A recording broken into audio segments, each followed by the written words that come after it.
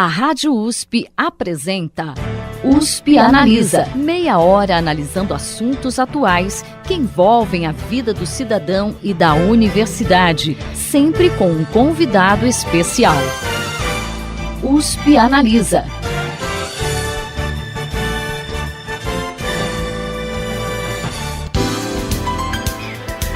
Quando o assunto é inovação, o Brasil dá vexame. Segundo o Fórum Econômico Mundial, o Brasil amarga a última posição no quesito inovação, de um ranking inédito composto por 44 países. Fatores como a burocracia, a falta de mão de obra qualificada e elevados tributos e custos de produção foram apontados como algumas das principais dificuldades, segundo os empresários brasileiros.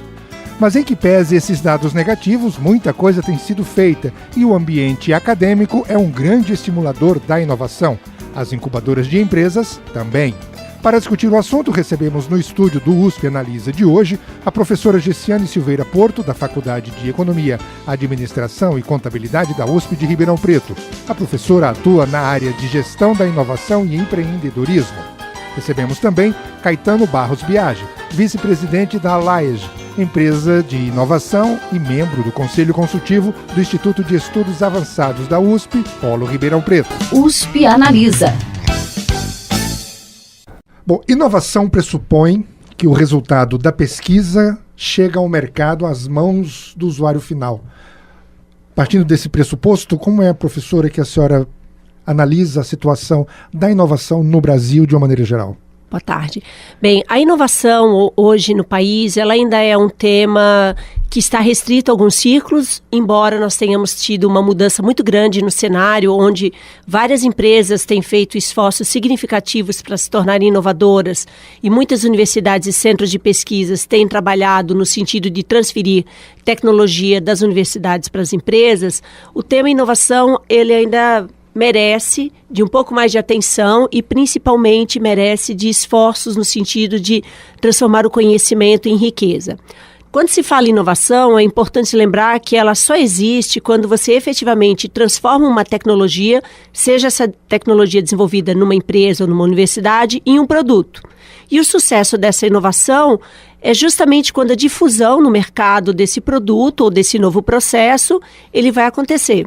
Okay? Então, não adianta nós termos boas pesquisas, bons desenvolvimentos com invenções interessantes se essas invenções não se tornam inovações e se essas inovações não conseguem, então, passar por um processo de escalonamento e chegar efetivamente ao mercado de maneira que elas possam trazer soluções tecnológicas a problemas da sociedade. Você concorda com esse ponto de vista, Caetano? Eu concordo totalmente. Boa tarde, Ferraz. Boa tarde. Boa tarde, professora Gessiane. E eu gostaria de acrescentar que o processo de inovação não é um processo simples, é um processo complexo, mas é um processo que requer um ambiente inovador. Se você pegar um profissional e pagar para ele qualquer coisa e mandar ele inovar, muito provavelmente ele não vai inovar, porque a inovação não se ordena a inovação, a inovação ela nasce dentro do ambiente propício para que se inove, um ambiente que tenha paciência para a inovação, que estimule a criatividade e que pense inovação de maneira ampla, porque inovação não é criar a lâmpada como o Thomas Edison, foi ele que criou, professora? Sim. E criar a lâmpada é uma inovação disruptiva. Poucas inovações como essa ao longo de séculos irão ocorrer, mas inovações mais simples e muito mais relevantes, porque elas acontecem a um monte, são as que transformam o mundo, como o exemplo recente, a criação do Uber. O Uber não gerou nada de novo, a não ser agregar funções ou conhecimentos ou tecnologias que já existiam dentro de uma plataforma única, o que no final foi uma inovação absolutamente fantástica e surpreendente.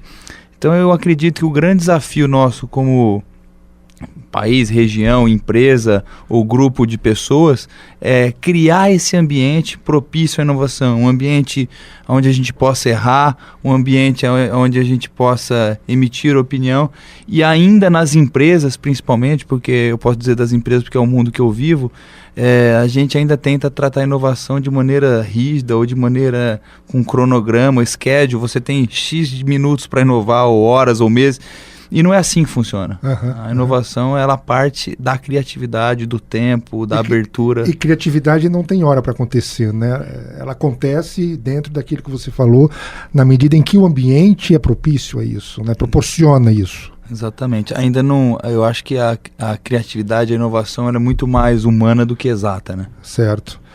O que a inovação, pegando, né, a tua história, o que a inovação tem a ver com o empreendedorismo? Ela está intimamente ligada com o empreendedorismo ou não necessariamente?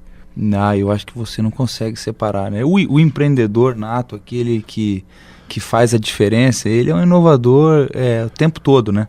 Ele consegue enxergar pequenas mudanças que fazem toda a diferença para o cliente, ou para aquele mercado, ou para quem vai comprar. E isso muitas vezes é dele, né? Muitas vezes é uma criatividade que a forma dele enxergar determinados ambientes ou determinados mercados fazem toda a diferença. Professora, a senhora que é da academia, a inovação tem a ver com o empreendedorismo ou não necessariamente? Não, com certeza. Aliás, os empreendedores, os grandes empreendedores, eles estão buscando sempre reinventar inventar um novo modelo de negócio, um novo canal de distribuição, uma outra proposta de produto, de processo, ou seja, é graças ao empreendedor que nós vamos ter novas empresas surgindo, novos produtos sendo colocados no mercado. O empreendedorismo é algo que é um movimento que tem se fortalecido no país nos últimos anos. Ainda temos muita coisa a crescer, a desenvolver nesse sentido, porque ainda há uma série de dificuldades institucionais para aqueles jovens que querem abrir suas empresas, que querem colocar novos produtos no mercado, que eles consigam efetivamente chegar a esse mercado, né? Além dos problemas que qualquer empresa vivencia hoje, questões burocráticas, a própria abertura da empresa, um sistema bastante complexo na parte tributária, nós temos uma limitação em termos de país, que é a falta de investidores de capital de risco, né? O empreendedorismo tecnológico está muito associado à disponibilidade de capital de risco, justamente para aportar, para arriscar nesses negócios que eles podem ou não se tornarem grandes sucessos, né? Mas há a possibilidade também do fracasso. E esse nosso mercado, ele ainda é bastante frágil. Isso é uma pena, porque nós temos projetos, né, de empresas que são bastante sofisticados e com uma possibilidade de sucesso muito grande. E muitas vezes esses empreendedores, eles ficam patinando, a empresa, ela percorre um longo trajeto e ela não consegue crescer. Ela chega até um determinado ponto, mas para fazer uma expansão, para que ela se torne uma média, uma grande empresa, ela vai precisar de um investimento bastante expressivo. E aí esse mercado de capital de risco, ele praticamente é inexistente ainda no Brasil. Numa reportagem publicada pela revista Veja, o Brasil amarga a última posição no quesito inovação, de um ranking inédito composto por 44 países, elaborado pelo Fórum Econômico Mundial. Quer dizer, o Brasil amarga a última posição de 44 países no quesito inovação. A que se deve isso? Principalmente esse ranking, né, ele está muito associado à inovação ligada à inovação tecnológica, que é aquela protegida por patentes, né, a inovação formalmente constituída e divulgada, e nós ainda temos uma cultura, vamos dizer, de não valorização no desenvolvimento tecnológico e na proteção da propriedade intelectual, ou seja, do depósito das patentes. Então, nós temos uma posição forte em termos de desenvolvimento científico, mas ainda não temos uma posição expressiva nessa área de inovação, no sentido de inovações disruptivas, né? Porque esse ranking está muito... O que seria, já é a segunda vez que aparece essa expressão, disruptiva. Eu gostaria que vocês explicassem para que o leitor, o ouvinte em casa, pudesse entender o que seria isso. Então, a inovação disruptiva, nós temos dois tipos de inovação. A inovação incremental, que são essas melhorias contínuas que nós estamos fazendo e que elas são muito importantes, porque elas que vão manter a empresa sempre competitiva, sempre se reinventando, e a inovação disruptiva, que é trazer algo novo. Esse algo novo é algo não existente naquele mercado, naquele momento. Então, eu posso trazer um produto totalmente novo para o mercado, um modelo de negócio. Por exemplo, o Caetano falou no Uber. O Uber é uma inovação disruptiva em termos de modelo de negócio, que eles conseguiram pegar várias ideias, juntaram todas numa plataforma diferente. Então, aí é que se dá esse termo disruptivo, uma inovação não existente anteriormente presente naquele mercado. O Caetano, a professora falou que a questão da inovação no Brasil, ela está muito ligada, nesse ranking que foi divulgado aqui do Fórum Econômico Mundial, está muito ligado à questão do investimento em tecnologia da informação. Eu gostaria que você voltasse respondendo essa questão. O que o mercado tem que não investe tanto em tecnologia da informação? Deveria se investir mais ou não? Na volta a gente responde.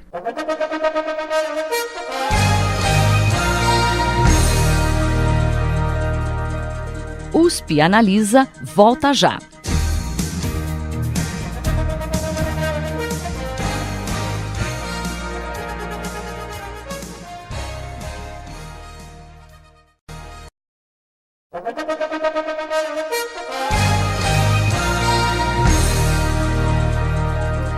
USP Analisa está de volta.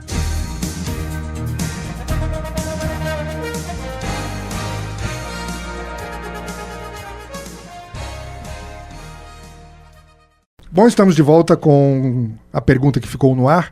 Caetano, por que o Brasil está em último lugar nesse ranking especificamente? A professora respondeu que seria porque tem muito pouco investimento em tecnologia e muito pouco também em tecnologia da informação. Como é que você vê isso? Isso de fato acontece? Você que está no mercado, que passa por isso? Sem dúvida, estar em último do ranking é por diversos fatores. Mas eu gostaria de destacar um que é muito relevante, que é a questão da chance de errar. Aqui no Brasil nós não podemos errar. Tendo um dos custos de capitais mais caros do mundo e o dinheiro de inovação, obviamente, prevê retorno, quando você compara com um país que capta um dinheiro de inovação a 2% ao ano, nós estamos captando a 10%, 12%, isso eu estou falando é o custo de FINEP, BNDES, são os mais baratos, que é mais abaixo de Selic, a sua chance de errar é 5 vezes menores. Então, se um alemão tem 5 vezes mais chances de errar que você, muito provavelmente ele vai inovar mais e ele vai apostar mais. Porque se você pode errar mais, naturalmente você aposta mais. E o que acontece? O empreendedor ou mesmo o empresário e as empresas ficam temerosas em pedir recursos aos seus acionistas para investir, sendo que eles não podem errar. Você tentar inovar sem poder errar é algo, no mínimo, contraditório. Então, com certeza, o custo de capital para a inovação no Brasil é um dos fatores que contribui para essa posição ruim no ranking. Mas essa é uma necessidade que se impõe e o Brasil ainda não consegue quebrar esses grilhões, cara, não consegue entrar numa agenda internacional de investimento alto em inovação, em alinhar-se com os países que estão na ponta nesse quesito. Infelizmente não, eu acho que não é só essa única deficiência do país, né? Nós temos outras deficiências e acho que não é uma que vai resolver as outras, nós vamos ter que evoluir como um todo, né? É uma evolução que passa pela educação, passa pela conscientização social, pela coletividade, enfim, pela própria questão seríssima que a gente passa hoje da corrupção. Acho que todos esses fatores, no final, se juntam e colocam o país na posição que ele está.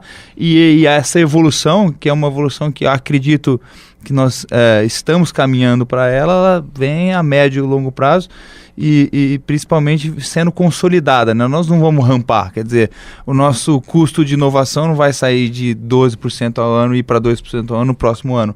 Mas se nós seguirmos trabalhando corretamente e tivermos uma agenda positiva nesse sentido, é possível. Tanto é que outros países o fizeram, né? Até complementando, né, esse aspecto que o Caetano falou sobre essa aversão ao risco e a questão relacionada ao fracasso, por exemplo, isso está diretamente envolvido com a nossa taxa também de empreendedorismo ser mais baixa, porque quando se fala em empreendedorismo, você está praticamente associando a existência de empreendedores está associada com a existência de casos de fracasso. Você só tem casos de sucesso de empreendedores porque houveram inúmeros casos de fracasso e a nossa cultura, o país, não aceita bem o fracasso. Se você vai, por exemplo, fazer uma visita técnica no Vale do Silício e vai conversar com qualquer um daqueles empreendedores, no mínimo eles já fecharam umas 2 ou 3 empresas. Aqui no Brasil, o simples fato de você tentar fechar uma empresa já é quase, né, uma via crucis. E você ter no seu histórico Isso sem criar em você um rótulo de fracassado, então de incompetente, né? Então, eu falei uma empresa, não é que eu falei uma empresa. A empresa não deu certo, o modelo de negócio não funcionou e eu resolvi fechar a empresa. Aqui não. Você faliu gerir uma empresa, uma coisa pesada. Então o empreendedor, ele se cobra tanto, ele fica tanto acertando e trabalhando em cima do plano, de plano de negócio, que ele não abre empresa. Ele diz, não tem chance. E aí você tem também uma taxa de empreendedorismo muito menor do que a nossa capacidade técnica e científica dos nossos jovens, ela poderia ter. Os nossos jovens não são menos inovadores, nem menos criativos, nem menos competentes. Eles têm o mesmo padrão de competência. O que nos falta aqui é um ambiente propício ao empreendedorismo, um ambiente que dê suporte e aceite que alguns vão acertar na primeira, outros vão acertar na segunda, outros vão acertar na quinta tentativa. Né? Incentivar a tentativa, né? Sei. E valorizar o erro no sentido de que quem erra normalmente aprende.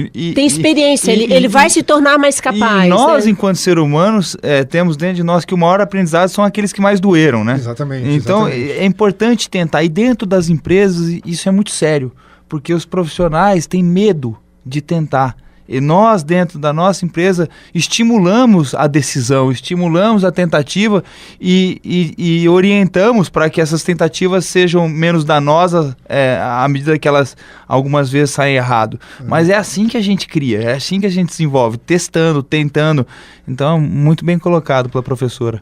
Bom, vamos avançar um pouco. Eu queria saber se inovação é sinônimo de tecnologia, startup especificamente ou não.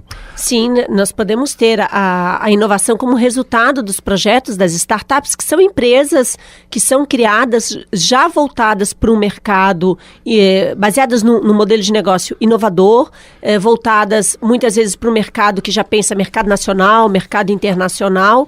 Então, essa empresa startup, ela é uma empresa que ela vai respirar inovação. Agora, ser uma empresa startup no Brasil não é algo trivial, porque se para grandes empresas já é complicado, a taxa de juros já sufoca o negócio, uma empresa que está começando, ela tem um caminho mais complexo, muito mais penoso, e aí que entra o papel, por exemplo, das incubadoras de empresas, dos parques tecnológicos, que são habitats de inovação, criados para dar essa sustentação para esses negócios que são nascentes ali nos primeiros anos de vida, entre 2 a 4 anos, que é justamente o período onde acontece a maior taxa de mortalidade das empresas, para que essas empresas não fechem e que principalmente essas empresas possam crescer, para que elas possam se tornar independentes, porque não adianta a gente ter uma empresa também dependente da incubadora. Você quer a estrutura de um habitat de inovação para fazer essa empresa crescer, se desenvolver e ir para o mercado. Certo.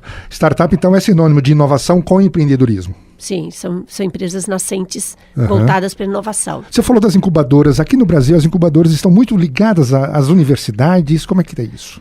Então, a incubadora de empresa, ela pode estar ligada a uma universidade, a um centro de pesquisas ou a um centro empresarial, associações industriais. Nós temos todo tipo de incubadoras, né? A incubadora, ela é um ambiente que ela vai buscar o quê? Suprir carências, em geral carências administrativas, a parte de finanças, marketing, para quem está começando uma empresa de tecnologia, que está vindo da área de química, de biologia, de física, ou seja, é um empreendedor tecnológico e que não tem essa formação gerencial. Então, a incubadora, ela vai o quê? Ela vai dar essa força para essas empresas que estão começando. E um papel importante é que a incubadora, ela vai fazer a ponte com os fundos de investimento, porque sem investimento e investimento elevado, você não vai ter um negócio baseado em tecnologia. Então, a incubadora tem esse papel de trazer os fundos de investimento, qualificar as empresas, apresentar não só para fundos de investimento, também como para grandes grupos empresariais que querem investir nessas empresas de tecnologia. Já estamos chegando perto do nosso intervalo. Daqui a pouco a gente volta para falar sobre a Lei da Inovação, né, que foi uma lei de 2004, modificada pelo Marco Legal da Ciência, e que determina que as universidades públicas brasileiras têm um núcleo de inovação tecnológica. Vamos falar sobre isso depois, então, do intervalo, professora? Tá ok.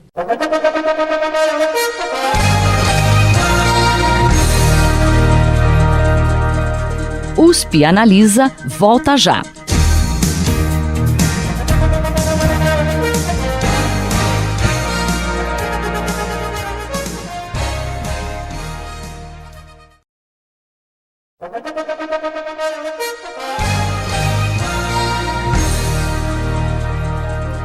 USP Analisa está de volta.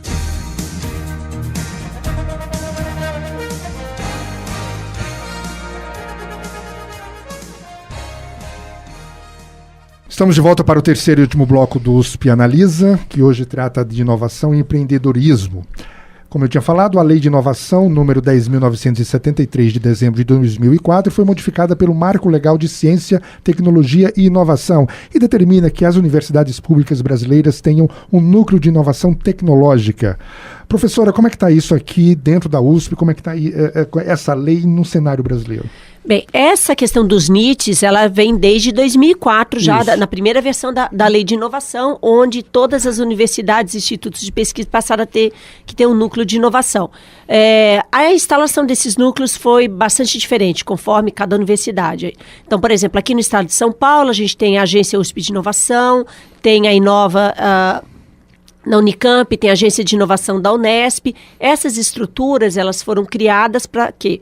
Em primeiro lugar, disponibilizar as patentes da universidade para transferir tecnologia das empresas, auxiliar os estudantes que terminam seus cursos de graduação, mestrado, doutorado, que quiserem abrir empresas para incubadoras, que eles possam abrir esses negócios e viabilizar projetos de parceria, né, cooperação empresa-universidade para desenvolvimento tecnológico. Então, a infraestrutura existe, mas o que muitas vezes ainda é complicado, por exemplo, a questão da institucionalidade, principalmente nos casos de um convênio, ou seja, muitas vezes ainda é muito demorado, esse processo já melhorou muito, ou seja, o tempo hoje é bem mais curto do que era antigamente, mas ainda existe um afastamento assim, cultural entre a própria universidade e as empresas. Tem sido trabalhado, a gente vê esforços tanto do lado da universidade buscando se aproximar do meio empresarial, quanto do meio empresarial tentando buscar tecnologia das universidades. O que a gente vai perceber que o que faz a diferença é a iniciativa dos atores. Então, quando você tem um empresário que ele intrinsecamente ele é mais inovador, ele vai procurar uma fonte de tecnologia. Independente de onde esteja essa competência tecnológica, ele vai buscar. Da mesma forma, quando nós temos pesquisadores que são mais empreendedores, eles estão mais abertos a receber empresas, a fazer pesquisas em conjunto. Então, esses atores acabam desenvolvendo parcerias, né? Mas isso oscila muito. E, em termos nacionais, nós vamos ter dentro do conjunto das universidades, assim, desde universidades que estão bem de vanguarda, tentando, né, fazer desenvolvimento tecnológico. A gente pega, por exemplo, o caso lá da Coptec e Copiad, no Rio de Janeiro, que tem assim, um trabalho muito grande de transferência de tecnologia, e tem outras que o NIT ele é um escritório muito frágil ainda. Né? Caetano, você na sua vida prática, você teve esse respaldo que ela está falando de universidade, desses contatos todos, tal, com esses centros, com esses NITs? Ferraz, a gente tem um ótimo relacionamento, eu diria, com boa parte das universidades, principalmente as públicas, sejam elas estaduais ou federais. Nós fizemos várias parcerias para desenvolver tecnologias específicas. Eu ressalto aqui a USP, a Universidade Federal de Santa Catarina, fizemos Unicamp, belos projetos com eles, mas tem uma ferramenta que deixou de existir para a inovação que eu gostaria de citar. Nós somos grandes parceiros da FINEP, trabalhamos com a FINEP desde a década de 70, mas já faz 2 anos que a FINEP deixou de ter a linha de subvenção econômica. Estou seguro que essa linha de subvenção econômica deu para todos os setores que puderam utilizar dela ao longo das últimas décadas um grande avanço para o país. A subvenção faz com que você possa errar mais, então aposte mais e inove mais.